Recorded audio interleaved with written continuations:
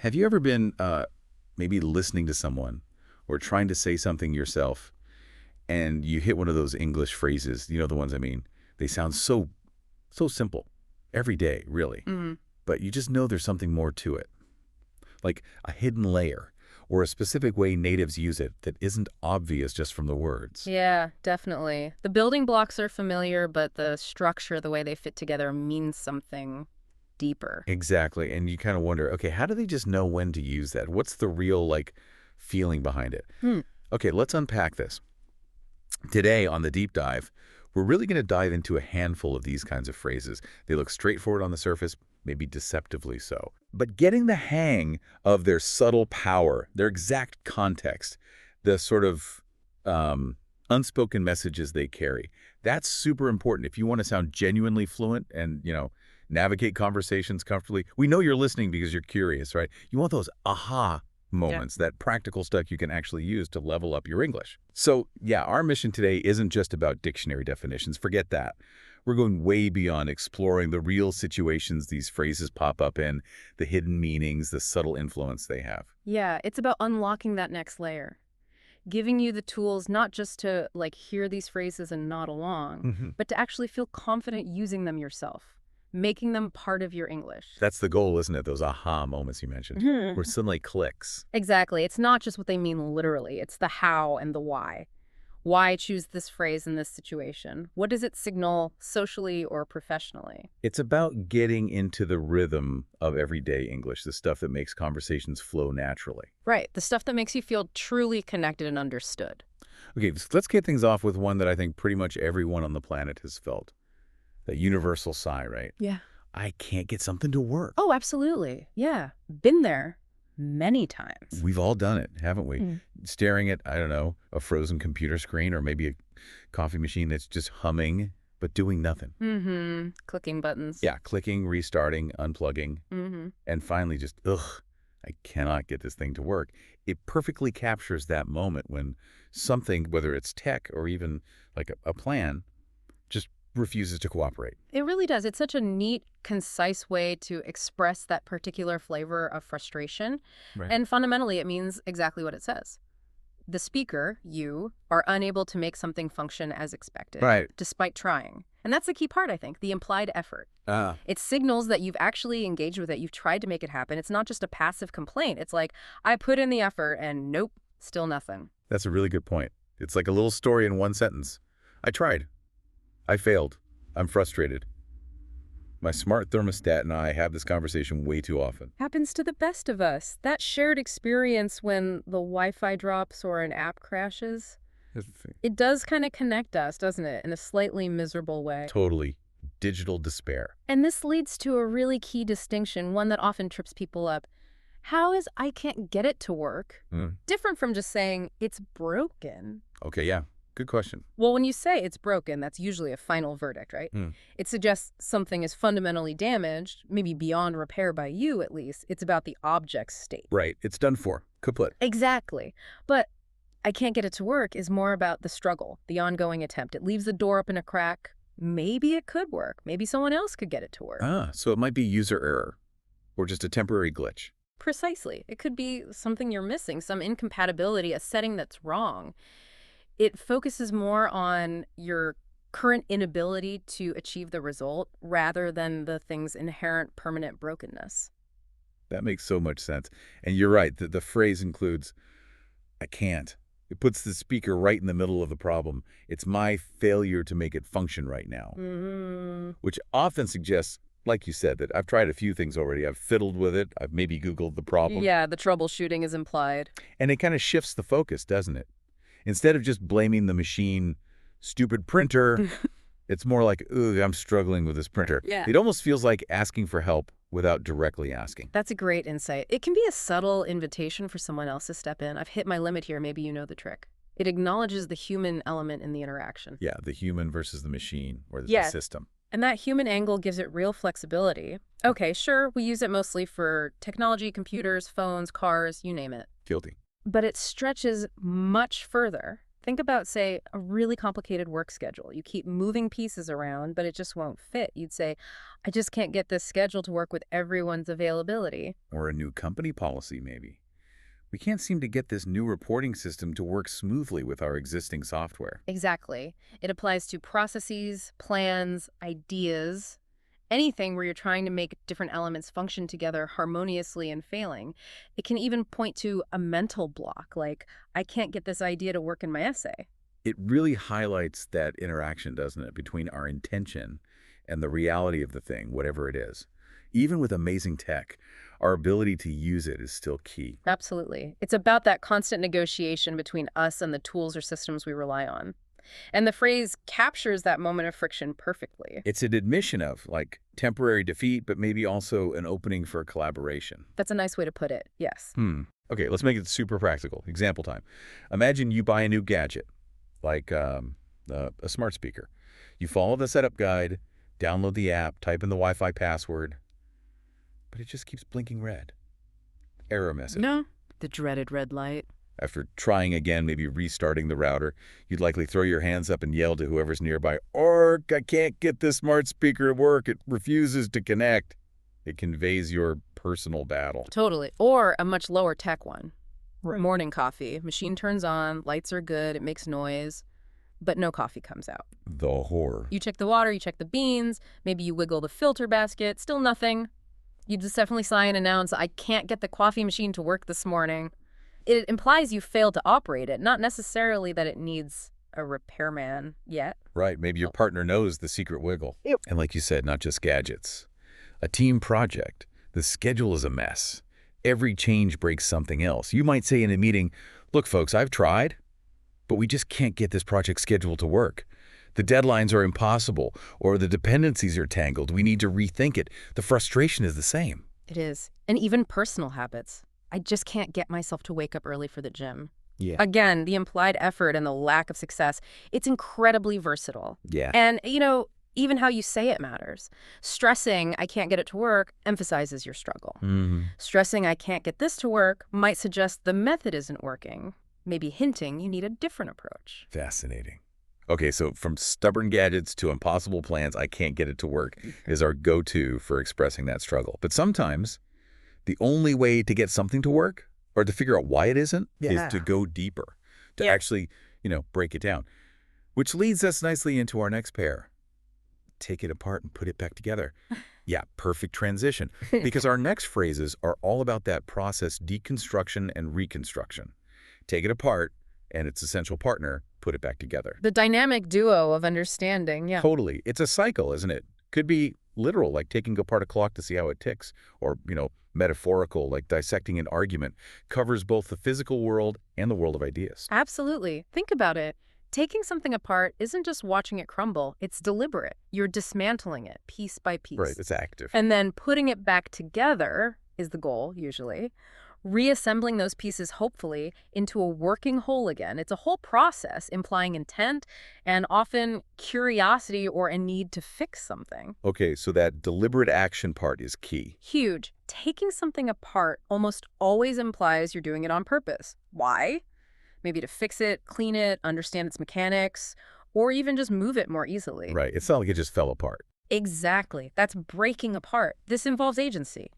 You are taking it apart. The focus is on the person doing the action. So it's really about a problem-solving approach. Yeah. More than just the physical action. Often, yes. It describes a process that requires, sometimes skill, definitely patience, and an understanding of how all the bits relate to each other. And successfully putting it back together. That signals a kind of mastery, doesn't it? You didn't just dismantle it, you understood it well enough to reconstruct it. Yeah, there's a real satisfaction in that. But what if you can't put it back together? You have leftover parts. The dreaded leftover parts. Well, the phrases themselves still describe the actions. You'd say, I took it apart, but now I can't put it back together. Which, interestingly, loops us right back to phrase number 1. I can't get it to work, because now it really doesn't work. Exactly. It shows the intention was there, but the mastery wasn't quite complete. And this whole idea, trying to achieve mastery through deconstruction and reconstruction, applies just as much metaphorically. Okay, how so? Well, we talk about taking an idea apart, right? That means analyzing it deeply, looking at its components, its assumptions, its logic. Picking it apart, basically. Precisely. And then maybe after refining those components, you put the argument back together. You synthesize the parts into a stronger, more coherent whole. It's critical thinking in action. I love that parallel.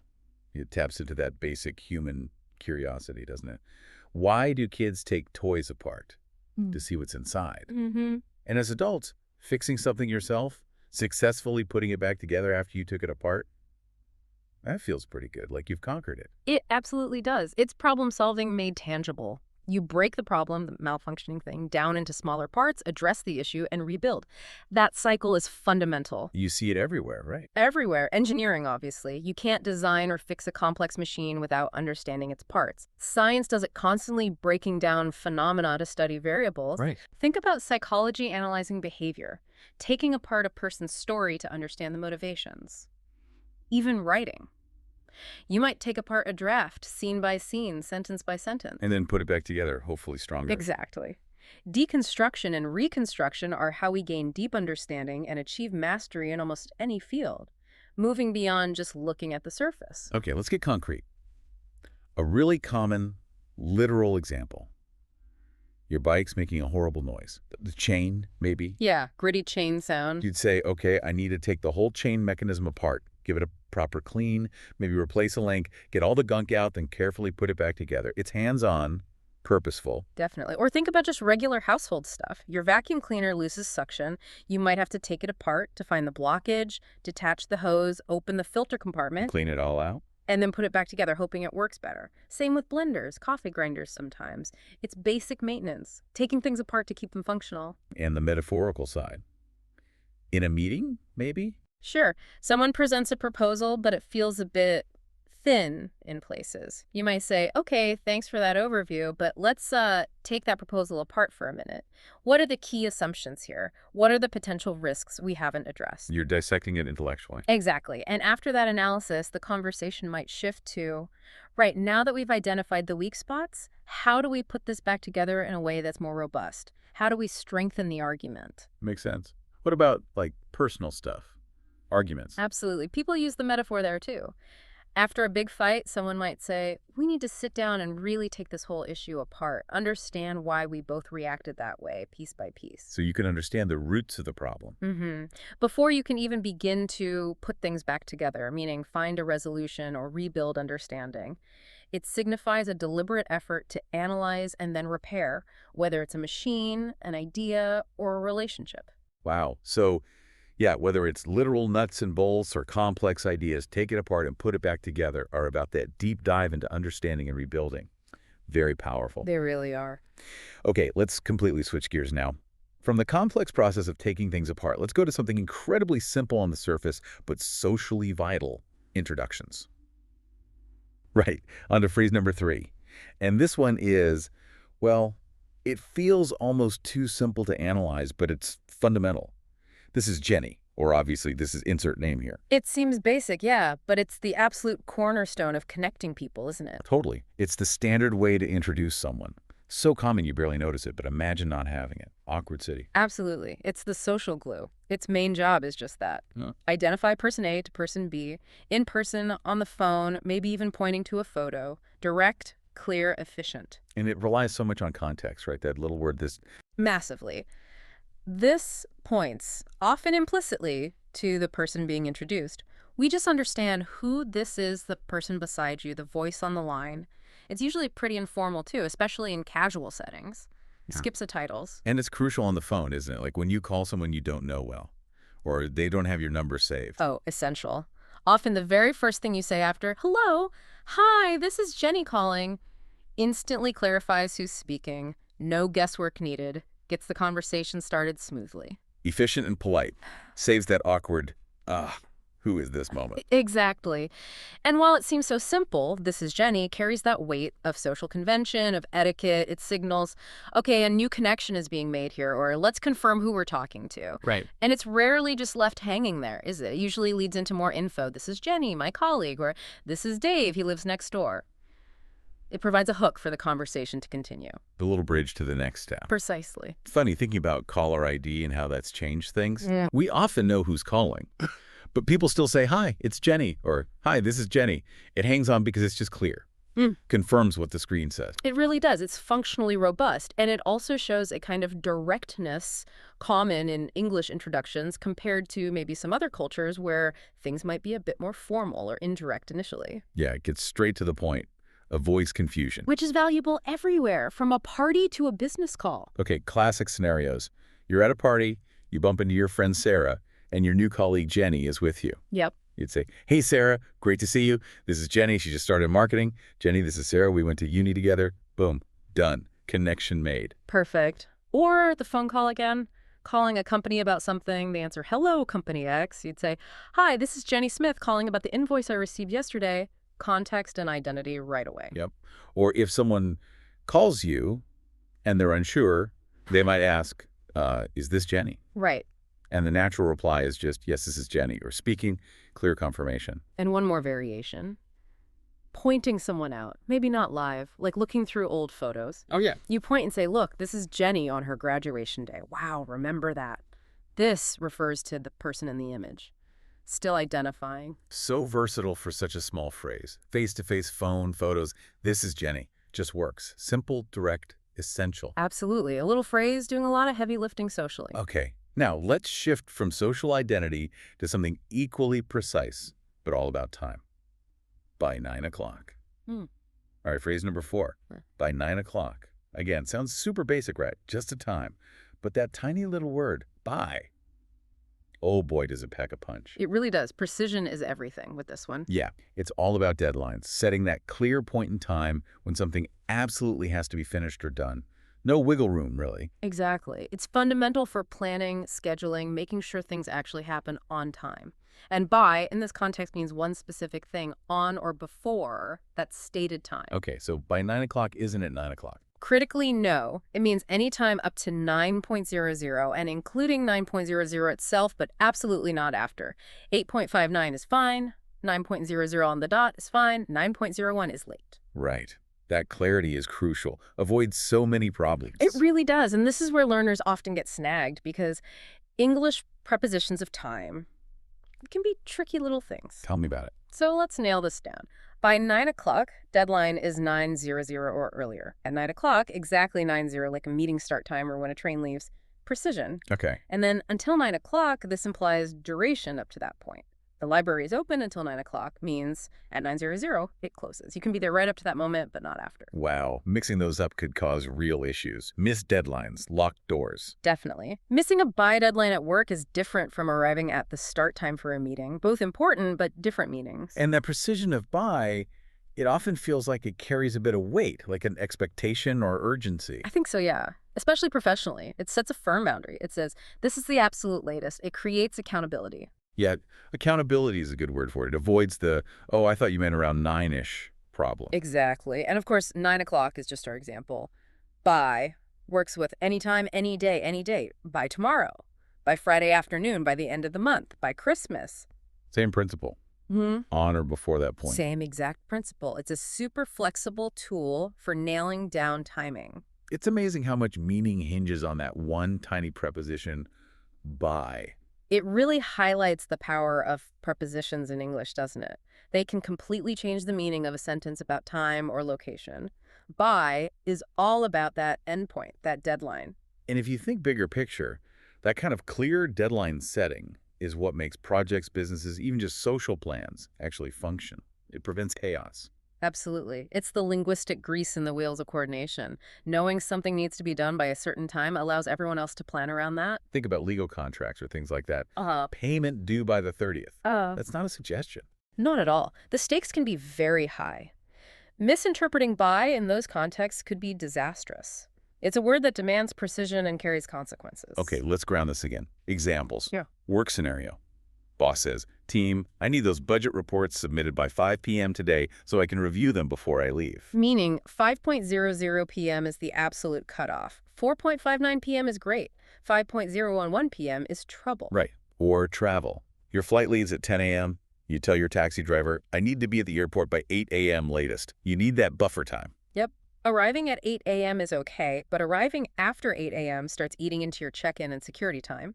The by sets the safe arrival deadline. Social plans. Maybe dinner at your place. Sure. You text your friends, hey, dinner's at 7:30. Can you try to be here by 7:15 so we can have a drink first? It's a polite way of setting an arrival window. Okay. Or like a store closing time. Last entry to the museum is by 4:30 p.m. Exactly. Or you need to return your library books by closing time on Friday. It sets the final moment an action can occur, the absolute limit. So yeah, when precision about a deadline is key, by is the word. Powerful little thing. Avoids ambiguity. Sets expectations. Crucial for clear communication about time. Okay, speaking of clarity and setting expectations, what about when you want to suggest something, but you also want to be collaborative and make sure everyone's on board? That brings us to phrase number 5. Right, our 5th and final phrase for today is just brilliant for teamwork and, well, just being nice. What do you think about doing something? Yes, the gentle suggestion. It's so effective. It really is. It's how you propose an idea, but crucially, you're also asking for their opinion right up front. It's inherently collaborative. Absolutely. Its main job is to test the waters, right? To gauge interest, get feedback, invite discussion before committing to an action. It's not pushing, it's inviting. Yeah, it puts the other person's view front and center. What do you think? And that makes it inherently open-ended. It's not, let's do this, which is more of a statement, sometimes a command. It's a genuine question. It signals your input matters here. Which is great for making people feel included, right? Like it's a shared decision, not just you telling them what's happening. Exactly. It fosters that sense of collaboration.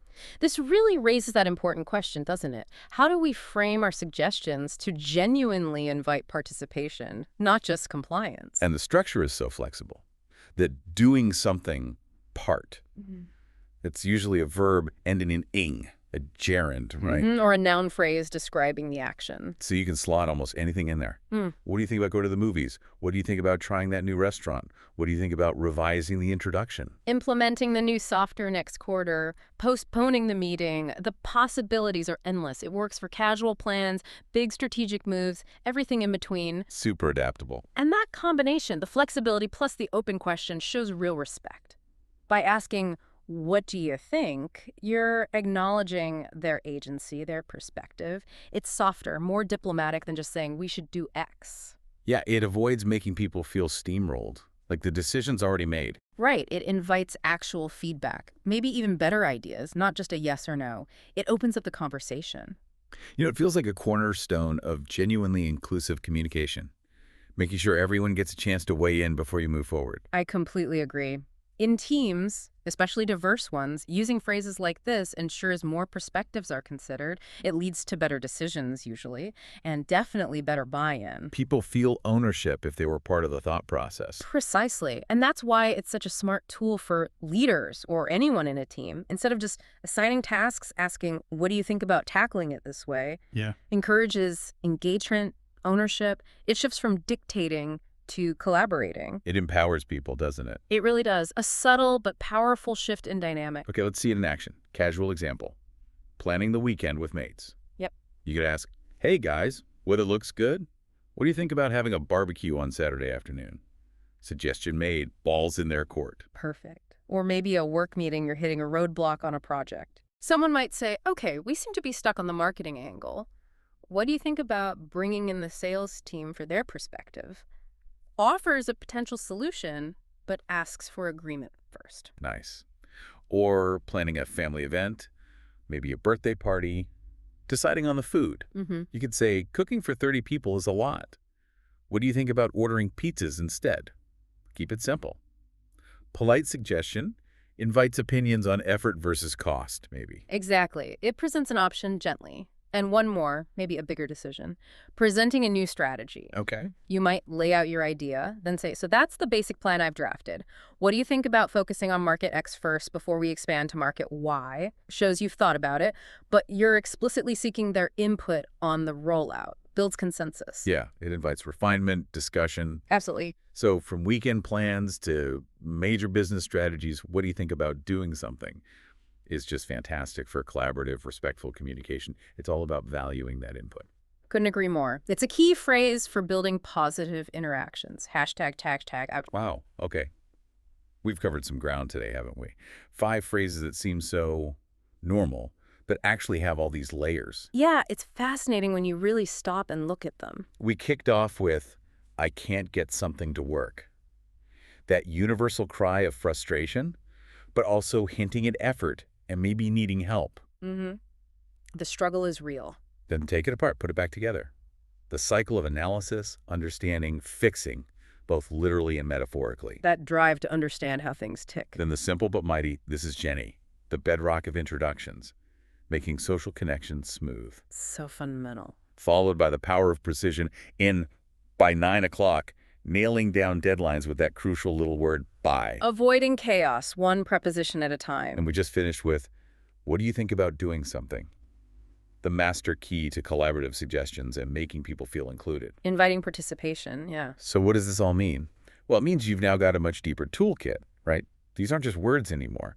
They're tools for clearer, more natural, more fluent English. Absolutely. Understanding these nuances, the why behind the what, makes a massive difference in how confident you sound and how accurately you're understood. It's about navigating the subtleties. Building that confidence. Yeah. And I really hope you, listening right now, will start noticing these phrases more, hear them in conversations, movies, wherever, see how they're used, and then try them out. Yeah, give them a go. Because that's where the real learning happens, right? Applying the knowledge, that's how fluency truly develops. Knowledge is most valuable when understood and applied. Totally. And maybe a final thought to leave you with. Think about how these phrases, as simple as they seem, do more than just pass information. They manage relationships. They signal respect. They express frustration. They build collaboration. They shape how people see you and how smoothly you interact with the world. The language we choose. It's about connection, isn't it? It really is. It's how we build our social reality one phrase at a time. So keep listening, keep noticing, keep exploring those nuances. It's a fascinating journey.